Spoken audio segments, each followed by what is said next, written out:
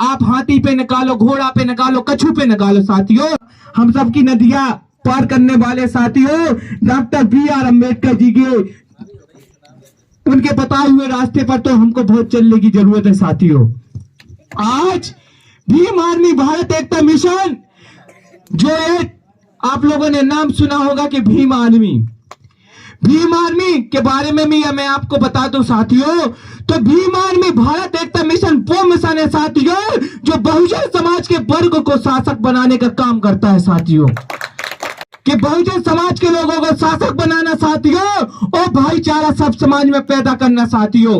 इसकी कोई भीम आर्मी भारत एकता मिशन का यही उद्देश्य है कि मानव मानव एक समान, मानवता की क्या पहचान, मानवता की क्या पहचान साथियों।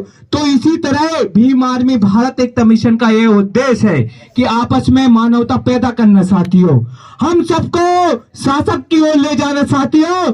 आज 15 और 85 की लड़ाई चल रही साथियों, हम किसी का विरोध नहीं करते, हम किसी के हक अधिकारों को नहीं मानते, हम किसी के हक अधिकार नहीं छुड़ाते साथियों, लेकिन हमारे हक अधिकार क्यों छुड़ाए जाते साथियों। हम कहते हैं कि सरकार आपकी भी शासक है, हमारा भी वो शासक है, भाई मुख्यमंत्री आपका भी है तो हमारा भी मुख्यमंत्री है साथियों, आपका हक बनता है मांगने का तो हमारा भी हक बनता है मांगने का साथियों, क्योंकि राजा एक ही होता है साथियों, वो सबके वोट से राजा बना हुआ है साथियों। आज लेकिन हमको लड़ने की क्यों जरूरत पड़ गई साथियों।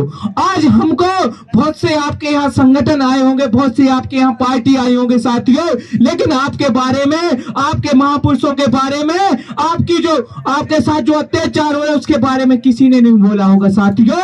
आपको सिर्फ कुछ समय के लिए आपको लुभावने सपने दिखाए जाते हैं साथियों। एक जैसे कहते हैं कि एक खजूर में वो खजूर का पेड़ होता है जिसकी ना तो किसी को छाया मिलती है ना किसी को फल मिलता है साथियों। तो इसी तरह कहानी हम लोगों की है कि हम लोगों को खजूर में फल लगा के दिखा दिए जाते हैं साथियों, ना तो उसकी छाया मिलती है ना फल मिलता है साथियों। तो इसी तरह हमें चुनाव के समय में हमारे लोगों को लुभावने सपने दिखा दिए जाते हैं। आपको साथ ये किया जाएगा, आपको ये लाभ दिया जाएगा, कुटी मिल जाएगी, आपकी पेंशन लग जाएगी, आपको समानता का अधिकार मिलेगा, आपके साथ कोई जातिवाद नहीं किया जाएगा, आपके घर आते हैं वो 10 बार पांव पड़ते हैं। लेकिन साथियों चुनाव निकल जाने के बाद कोई पूछने नहीं आता है आपके पास, बताओ आता हो तो नहीं आता ना। तो साथियों हमें उस व्यक्ति को शासक बनाना है जो हमारे लिए दिन रात एक करके, हम अगर आधी रात को फोन लगा दे तो वो आ जाए साथियों, उसको ले। हमें ऐसे व्यक्ति को नहीं चुनना है जो हम उसे हम वोट भी देते हैं, उसे शासक भी बनाते हैं, वही हम में लात मारता है साथियों। तो हमें ऐसे लोगों को वोट बिल्कुल नहीं देना है, हमें सतर्क होने की आवश्यकता है साथियों। आज हम अपने हक अधिकारों के प्रति जागरूक नहीं हो गए साथियों, तो हमारे आने वाले बच्चे क्या होंगे, गुलाम होंगे साथियों। आज के समय में बहुत सोचने वाली, आज क्यों भीम आर्मी भारत एकता मिशन को इतना परिश्रम करना पड़ा है साथियों।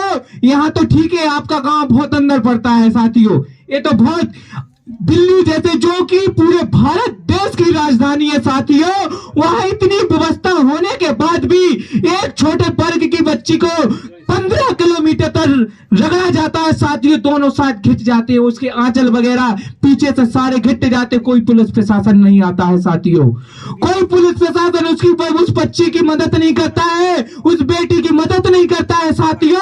और बाद में उसके परिजन को पुलिस द्वारा मारा भी जाता है कि आप FIR नहीं करोगे साथियों। एक जुल्म हुआ, अत्याचार हुआ कि नहीं साथियों, हुआ कि नहीं हुआ भाई। उसकी कानून का ये फर्ज बनता है वहां पर कि वो तो किसी भी वर्ग की बच्ची हो, लेकिन जो जिस अपराधी ने वहां पर उसको उसको इतनी निर्दयी होकर उसको इस तरह इस घटना को अंजाम दिया साथियों, उसको सजा मिलनी चाहिए थी कि नहीं मिलनी चाहिए थी, लेकिन उसकी FIR तक नहीं लिखी जाती साथियों, उसको उसके परिजनों को उससे मिलने तक नहीं दिया जाता साथियों। बताइए कितनी वहां पर दर्द भरा घटना घटी होगी साथियों। उन परिजनों की दिल से पूछिए जिन बच्चों को उन्नाव जैसी घटना में साथियों उस जंगल में बेटी को जला दिया जाता है दुष्कर्म करने के बाद, और उसके परिजन को उससे मिलने नहीं दिया जाता, शकल नहीं देखने दिए जाती है। साथियों उस समय क्या हालत होगी साथियों। तो आज भीम आर्मी भारत एकता मिशन हमारे बहुजन समाज के हो रहे अत्याचार, जुल्म अत्याचार, हक अधिकार को दिलाने के लिए लड़ाई लड़े हैं साथियों। आज हमारे बड़े भाई एडवोकेट चंद्रशेखर आजाद जी और भीम आर्मी के संस्थापक और हमारे एएसपी के राष्ट्रीय अध्यक्ष जी जो दिन रात एक करके आज हमारे बहुजन समाज की लड़ाई लड़ने का काम कर रहे हैं साथियों। तो हमारा फर्ज बनता है साथियों उनका साथ देना कि नहीं बनता? बनता है। तो आप लोग तैयार हो उनका साथ दोगे? तो साथियों कौन कौन तैयार है? अच्छा माता बहने आप लोग साथ दोगे कि नहीं दोगे? हाथ उठा के बताएं। मेरे कहने से आज नहीं, आप लोगों को कसम खानी पड़ेगी कि आगे जीवन तक हम उनका साथ देंगे साथियों, और उनको मजबूत करने का काम करेंगे। और उनके तरफ से मैं विश्वास दिलाता हूं कि आपको ऊपर आंच आने से पहले डॉक्टर एमएल वर्मा के ऊपर आंच आएगी साथियों, आपके ऊपर आंच नहीं आएगी। आप ईमानदारी से काम करोगे तो हम संविधान को मानने वाले हैं साथियों, हम संविधान को फॉलो करते हैं साथियों, संविधान पर विश्वास रखते हैं, हम किसी चीज पर विश्वास नहीं रखते हैं साथियों। क्योंकि हमारे जब माताओं बहनों को कपड़े पहनने का अधिकार नहीं था, कपड़े घर रखने का अधिकार नहीं था, पढ़ने का अधिकार नहीं था साथियों, तो हमें इस दुनिया में किसी ने हमारी माताओं बहनों को मान सम्मान नहीं दिलाया साथियों। हमारी माता बहनों को पैर की जूती समझा जाता था साथियों। तो उस समय बाबा साहब अम्बेडकर जी ने हिंदू कोड बिल लाकर हमारी माता बहनों को आज सम्मान दिया। आज वो प्रधान रख सकती है, बैठ सकती है, बराबर पे आज पढ़ सकती है। और आज देखिए कि आज छोटे सी नौकरी लेके बड़ी बड़ी नौकरी कर रही है, एरोप्लेन उड़ा रही है साथियों। उड़ा रही कि नहीं उड़ा रही? तो आज किसके दम से उड़ा रही है साथियों? संविधान की दम से साथियों, संविधान और संविधान निर्माता बाबा साहब अम्बेडकर जी की दम से उड़ा रही है। क्योंकि वो आज हम लोग भूल जाते हैं साथियों, ये छोटे मोटे कार्यक्रम करते हो, मान लो कुछ कार्य थोड़ी बहुत काम किया बहुजन समाज के लिए, और अगर किसी पे एक केस लग गया साथियों, किसी के ऊपर कुछ हो गया, एक घटना हो गई, तो हम लोग छोड़ देते, बोले हमें नहीं करना साथियों मिशन में, हमें उस मिशन में काम नहीं करना। ये छोटी सी घटना से हम लोग फेल हो जाते हैं साथियों। क्रांतिकारियों का कहना होता है साथियों केस लगना साथियों, क्योंकि जो मेहनत करता है उसी की टांग खींची जाती है साथियों, जो आगे बढ़ता है उसी की टांग खींची जाती है, और जो सो रहा है उसकी टांग कौन खींचेगा साथियों? बताइए। आप जब विरोध करोगे, हक अधिकार मांगोगे, तभी तो आपका विरोध करेंगे वो, नहीं तो आपको क्या है भाई, जिस कंडीशन में पड़े हो उसी कंडीशन में पड़े रहो। कौन पूछने वाला है साथियों? कोई नहीं पूछता है साथियों। तो हमें इन महापुरुषों की विचारधारा को साथियों हमें पीछे नहीं जाना देना है साथियों। Doctor B R. अम्बेडकर जी ने कहा था मथुरा की धरती पर कि हमें पढ़े लिखे लोगों ने धोखा दिया है साथियों, पढ़े लिखे वर्ग ने धोखा दिया है साथियों। लेकिन क्यों दिया है साथियों? क्योंकि आज वो नौकरी पे पहुंच जाते हैं, वो किसकी दम पे पहुंचते हैं? संविधान की दम पे, आरक्षण की दम पे, बाबा साहब की दम पे, और फिर बाद में अपने बाप को बाप कहने में शर्म आती है साथियों। शर्म आना चाहिए ऐसे लोगों के ऊपर। बहुत सी मिसालें आपने आजकल देखो, हवा में बात मानने का समय गया, आजकल हवा में तीर मारने का समय गया साथियों। अगर मैं आपसे कहूं हवा में कोई बात है, तो आप लोग आजकल सोशल मीडिया सबका क्यों कहूं आज के समय में फादर चल गया है गूगल भगवान, ठीक है।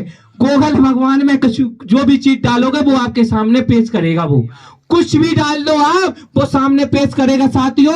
अगर जो जिनके पास इनके बारे में पुस्तक नहीं है वो गूगल, सभी लोग एंड्रॉयड मोबाइल चलाते हैं, गूगल में आप डाल दीजिए, हर चीज आपको इसमें मिलेगी।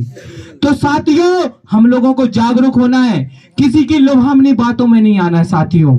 हम किसी का विरोध नहीं करते, हम किसी का वो नहीं करते साथियों, हमें किसी से कोई मतलब नहीं है, लेकिन हमारे लोगों के साथ अत्याचार ना हो साथियों। हम कहते हैं हम आपकी भाई रैली निकलती है, आपके भाई लड़कों की शादी होती है, तो हम आप बड़ी दुख खुशी होती है, आप हाथी पे निकालो, घोड़ा पे निकालो, कछू पे निकालो साथियों। Subscribe now and press the bell icon. Never miss an update.